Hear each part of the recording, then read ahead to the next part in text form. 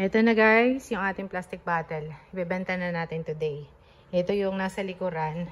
And ito naman yung nasa likod ng ating driver seat. Ayan. Benta na natin ito today. Good luck! Ayan.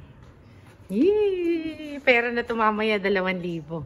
Bilis lang na 2,000. Pinulot-pulot lang natin. O, inipon-ipon lang natin. Let's go! Ito na. Ibenta na natin. Naligalan na natin. Hindi natin ibibenta. Ayun na.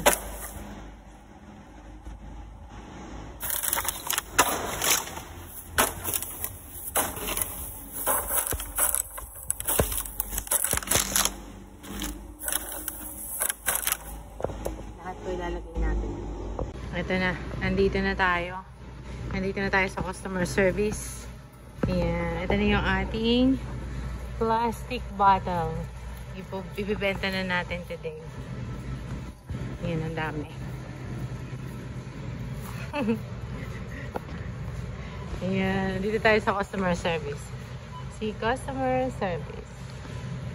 Ang dami, no? Okay, so guys, mali tayo. Kailangan pala yung plastic natin ay nasa clear na ganito. So, anong nangyari? Yung mga iniligay ko sa plastic na may mga kulay, kagaya nito, ay kailangan ko siyang ilipat sa clear na plastic para makita nila ang account nila. Ngayon, eto na at ililipat natin isa-isa yung mga nakalagay sa kulay, may kulay na plastic. Okay? So, make sure na nasa clear na plastic. Pag magdadala po kayo sa Safeway, dapat siya ay nakalagay dito sa clear na plastic. Hindi ko lang alam kung anong size nito dahil wala po nakalagay na size. Walang nakalagay na size.